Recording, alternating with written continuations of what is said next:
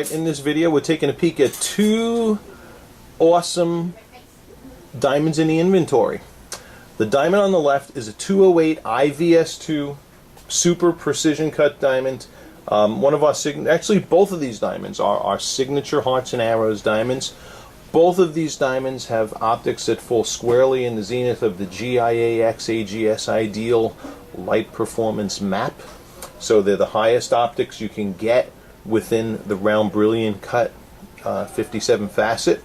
Both of them, as you see, do have very similar brightness and contrast patterning. Okay, and both of them superior brightness in that zone. There are minor nuances between the two diamonds, and the differences here that we're going to be seeing is in the diamond on the left is an I color, the diamond on the right is an H color. The I color has no fluorescence, the H color on the right has medium blue fluorescence. Now right now we're not looking at it in lighting that is necessarily going to show you differences in fluorescence, how the fluorescence is going to impact it. We would see that more in the spotlighting environment and in daylighting as well, which we're going to go into in a few minutes. So the diamond on the left is a 208 IVS2.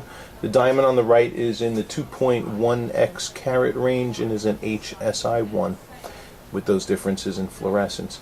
Another minor difference between the two is the lower half facet length on the HSI1 on the right is slightly longer than the lower half facet length in the diamond on the left. So this one may have, if you look at hearts and arrows images of the two diamonds, this one would have fatter arrows, this one slightly thinner arrows. Okay, and I'm going to put up on the screen the diamond numbers if you want to reference their web pages and look at the intricate details between the two. Okay, and what we're going to do now is go into spotlighting and look at differences in sparkle scintillation in the dim spotlighting environment. Okay, now when you have two diamonds that are cut to such high precision and high caliber in the dim spotlighting environment, there are times when you cut diamonds with longer lower half facet length that will show more pin flash scintillation, so more little tinier points. Both of these have top of the line fire and sparkle scintillation within the GIAX AGS ideal zone, but we're looking at minor nuances now between these two flavors of ideal cuts. And I'm putting the sparkle filter on in this lighting environment to highlight pin fire scintillation. Okay, so the broad flashes that you see happening right now off the pavilion mains, that's broad flash fire. Okay, and when the labs are looking at fire and judging the quality of fire, they're looking at those broad flashes of dispersion that are just firing out of the diamonds like you see there. But pin fire scintillation is where you get those little tiny points. Okay, not the bigger flashes of fire, but the smaller points of pin fire. Okay, and there it is between these two diamonds. Okay, let's going to go into stronger spotlighting and look at them there. It's always fun. Okay, and here is in the stronger spotlighting. And yeah. So optically, really, both of these diamonds are outstanding. We're proud to represent both of them in the inventory. Both of them just have really smashing optics. And by the way, if the fluorescence in a diamond was going to have a negative effect, we would have seen it in that last spotlighting environment, the dimmer spotlighting, and also in this stronger spotlighting environment, which would have shown haze and an impact on the transparency of the diamond in the spotlighting environment, but no negative effects whatsoever. Okay. Now before we head into natural daylight, I'm going to put these two diamonds against a flat white background, show you the differences critically in the lab environment of an H next to an I, and then we'll head by the window in natural daylight. Alright, Got some interesting update for you here on these two diamonds too. Because as I look at these two diamonds side by side, upside down against the flat white background, you can see the I color on the left, that's the 208I, and then here's the H color on the right. Now, usually there's not this much of a notable difference from an I to an H. And here, upside down against the flat white background, it's not due to fluorescence, okay? Fluorescence is seen in long wave UV light. Now, the diamond on the left does measure as a solid I color on the colorimeter. I just ran both of these on the colorimeter. The diamond on the right, however, measures as a G color, okay? So that's an H. We picked it up as an HSI1, and it's measuring as a G. That's a nice little bonus. So G color coupled with the medium blue fluorescence. Well, you're going to see when we look at these in natural daylight,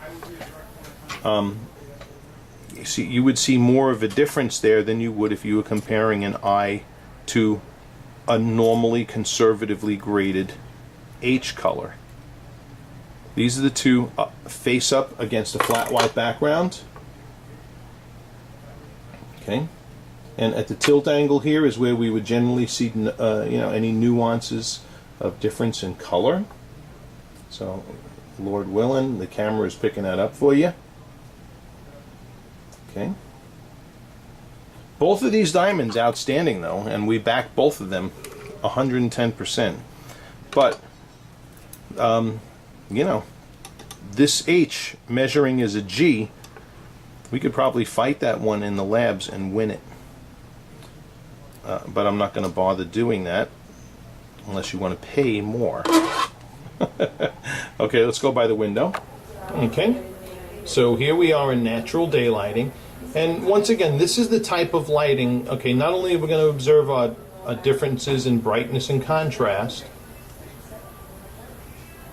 okay, but it's also where we would see differences in whether a fluorescence impacted the appearance in a negative way or not.